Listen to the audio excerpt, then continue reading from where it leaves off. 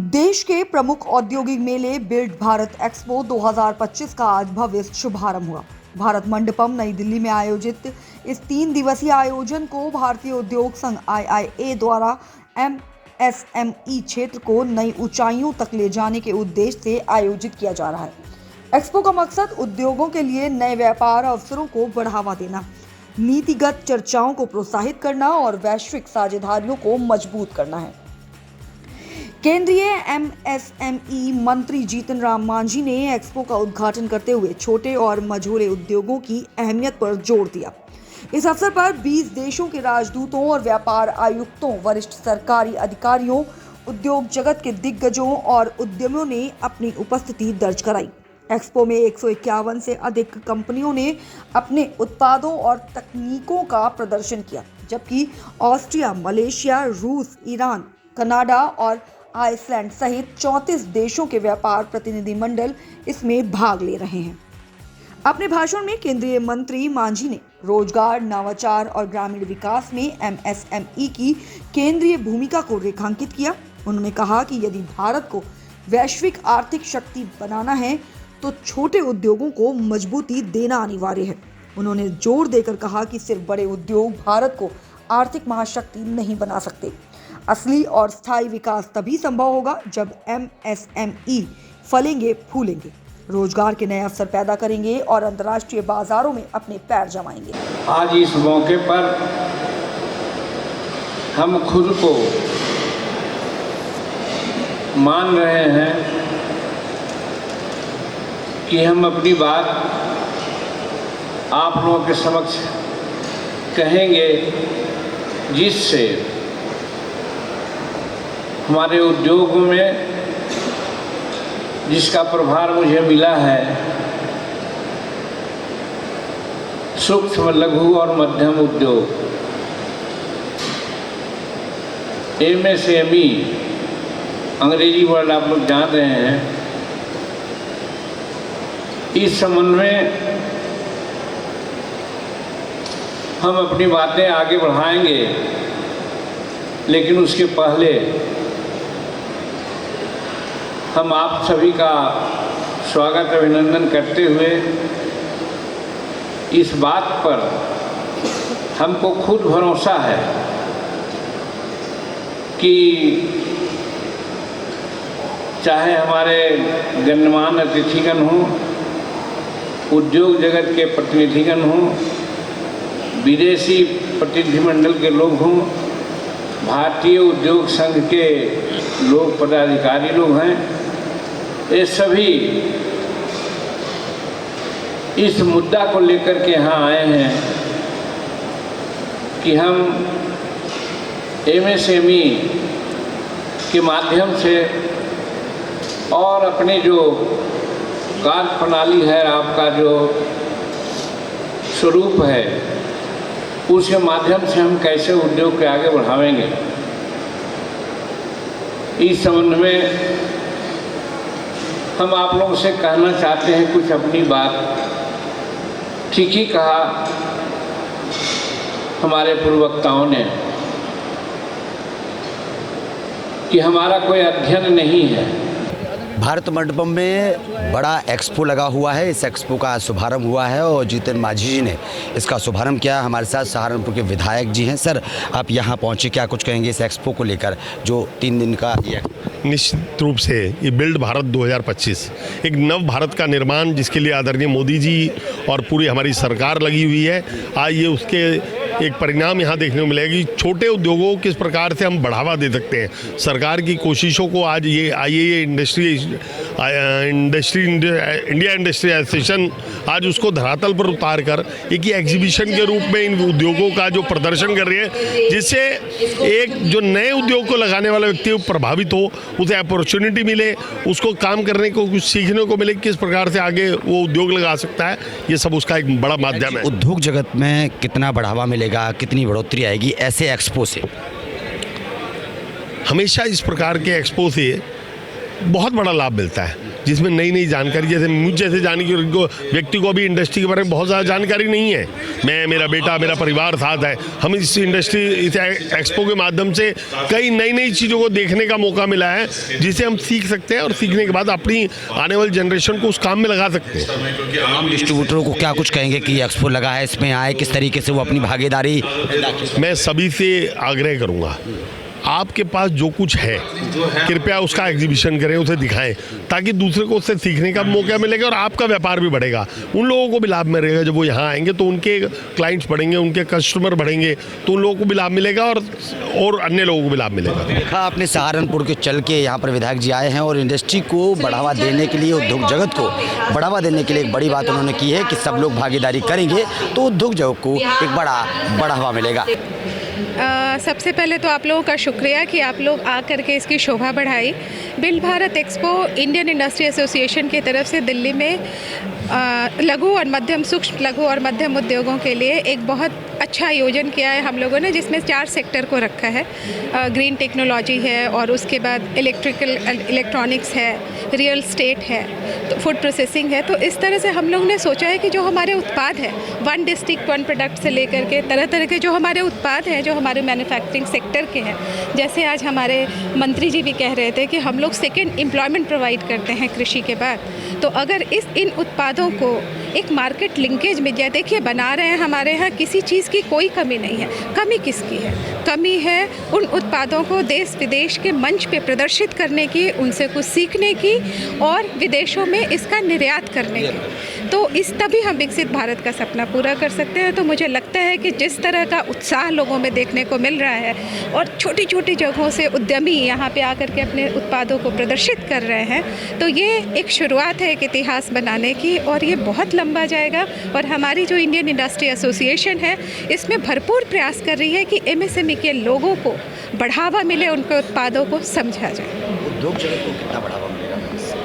बिल्कुल मिलेगा। देखिए आज का जो टाइम है वो मैन्युफैक्चरिंग का है। आज हम आत्मनिर्भर भारत का सपना देख रहे हैं। क्यों देख रहे हैं? क्योंकि हमारे यहाँ मैन्युफैक्चरिंग के लिए तमाम चीज़ें मौजूद हैं, सिर्फ ज़रूरत है उसकी प्रॉपर पैकेजिंग, उसको लोगों के साथ B2B नेटवर्किंग की, उनके मार्केट को देश विदेशों में ले जाने की। तो अगर हम इस तरह का प्रयास करके अपनी छोटी छोटी जगहों से, कोई उत्तर प्रदेश के किसी कोने से आया है, इवन हमने स्टार्टअप हब भी एक रखा है जिसमें हमारे IIT रुड़की और लोगों के आकर के जो पेटेंट टेक्नोलॉजी है और उन लोगों को इन लोगों के साथ मिलाने की कोशिश की जा रही है। अगर इस तरह का प्रयास रेगुलर लेवल पे हुआ तो उद्योग, मुझे लगता है कि उनको एक उत्पाद भी मिलेगा, उनके साथ हमें एक रेवेन्यू जनरेशन भी होगा, और लोग मिल करके जो हम मैन्युफैक्चरिंग सेक्टर की बात करते हैं उसमें हम और अपने आप को बढ़ावा दे सकते हैं। एक अंतिम सवाल में, आज एक्सपो का शुभारंभ हो गया है, तमाम एग्जीबिटर्स को क्या कुछ संदेश देना चाहेंगी, क्या अपील करना चाहेंगी? मैं आपके चैनल के माध्यम से तमाम जो हमारे एग्जीबिटर्स हैं या जो नहीं आए हैं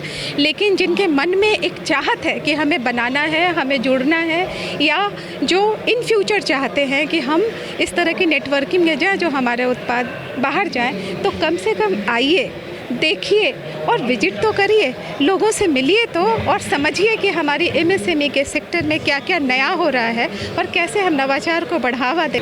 सबसे पहले तो मैं भारत सरकार के कैबिनेट मिनिस्टर जितन राम मांझी जी का धन्यवाद कहना चाहूँगा। उन्होंने जिस तरीके से यहाँ पर आके एमएसएमई का उत्साहवर्धन किया, और ना सिर्फ उत्साहवर्धन किया बल्कि हमने जो मांग उनसे कही, चाहे वो एमएसएमई बोर्ड पे IEA को जोड़ने की बात हो, चाहे वो हमने यूनिफॉर्म लैंड पॉलिसी पर संसद में चर्चा की बात हो, उन्होंने हर चीज़ को कहा कि मैं खुद इंटरेस्टेड हूँ। उन्होंने खुद कहा मन से कि लीज होल्ड पे काम करते हुए आदमी हाफ हार्टेड काम करेगा।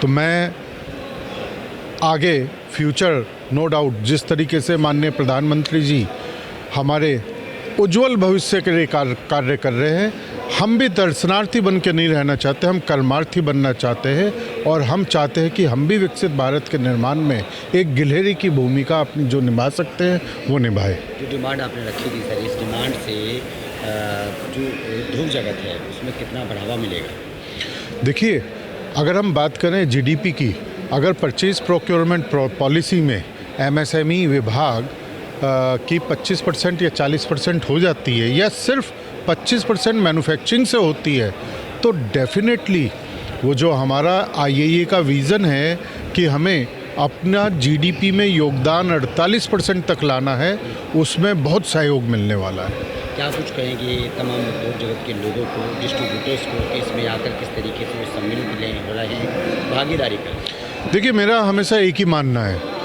चिड़िया की आँख हर एक व्यक्ति को देखनी चाहिए, अपने जीवन के लक्ष्य निर्धारित करने चाहिए।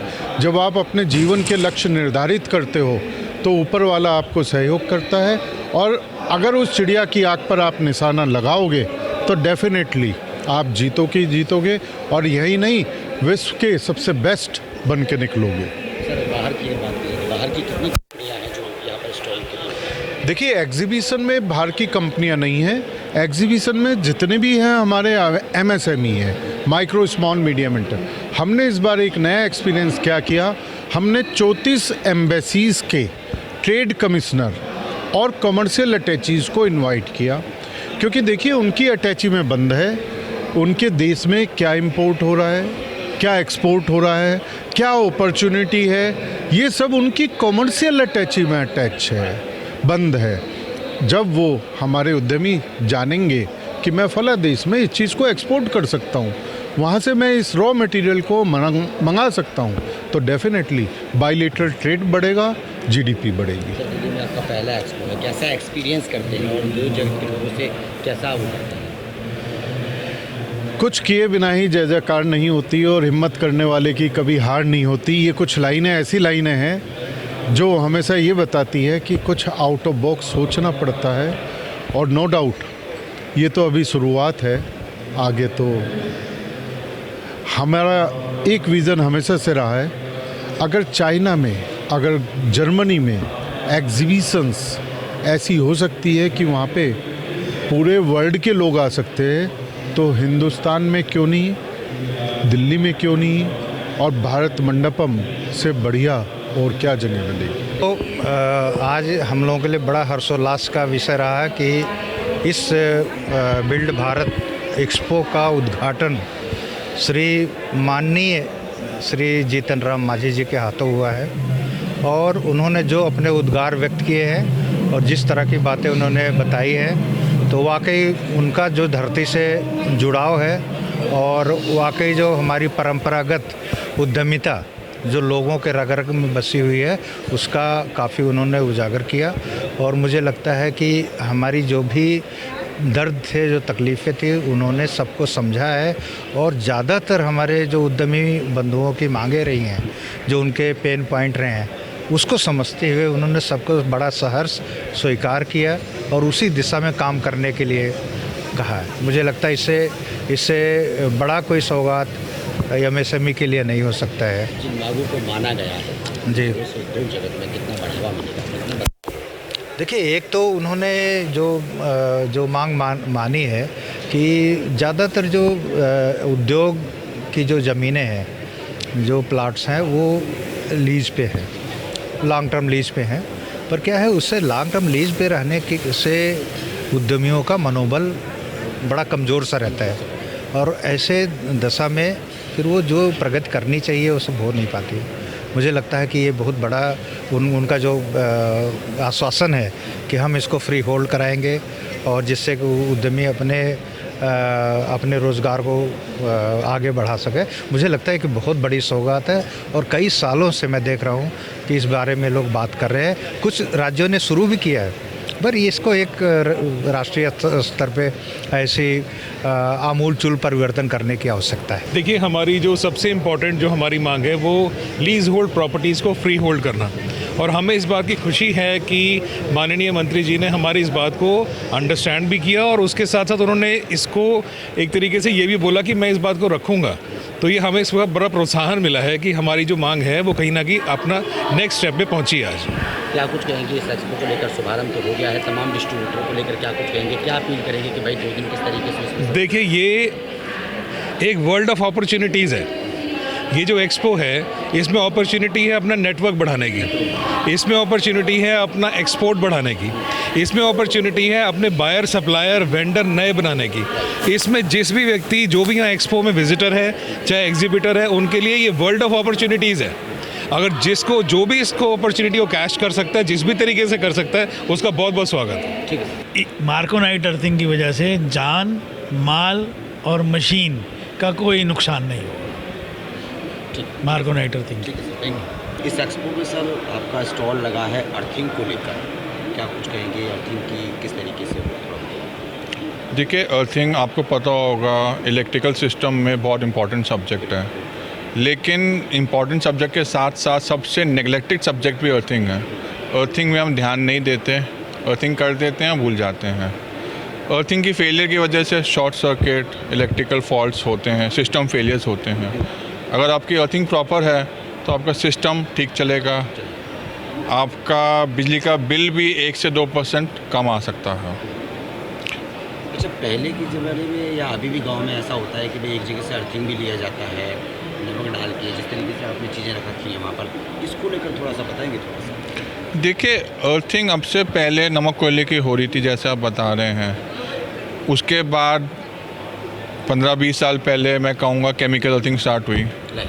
केमिकल अर्थिंग में हम बेसिकली बेंटोनाइट डालते हैं। बेंटोनाइट कुछ नहीं, बेसिकली मॉइस्चर रिटेनिंग क्ले है। वो नमी को अपने में होल्ड करके रखता है कुछ टाइम तक। जैसे ही हीट और करंट पास होती है, बेंटोनाइट में क्रैक्स पैदा हो जाते हैं और वो कंडक्टर को छोड़ देता है। जैसे वो कंडक्टर को छोड़ता है, आपका स्लोली उसमें करोजन लगना शुरू हो जाता है और आपकी जो अर्थ वैल्यू है बढ़ जाती है। इन सभी समस्याओं का समाधान ये मार्कोनाइट ने निकाला है। परमानेंट है, नो मेंटेनेंस, नो वाटरिंग, 50 साल की इसकी लाइफ है, 25 साल की वारंटी आपको देते हैं। जो वैल्यू डे 1 पे आएगी वही अगले 50 साल तक स्टेबल रहेगी। आप ये मानते हैं कि जो शॉर्ट सर्किट का जो मामला ज़्यादातर सामने आता है, उसकी आप गारंटी देते हैं कि शॉर्ट सर्किट नहीं होगा अगर आपकी कंपनी की तरफ से वो जो सर्टिफिकेट? देखिए, शॉर्ट सर्किट तो आपने एक बहुत बड़ा टर्म बोल दिया। इतना मैं ज़रूर कह सकता हूँ कि अर्थिंग की वजह से प्रॉब्लम नहीं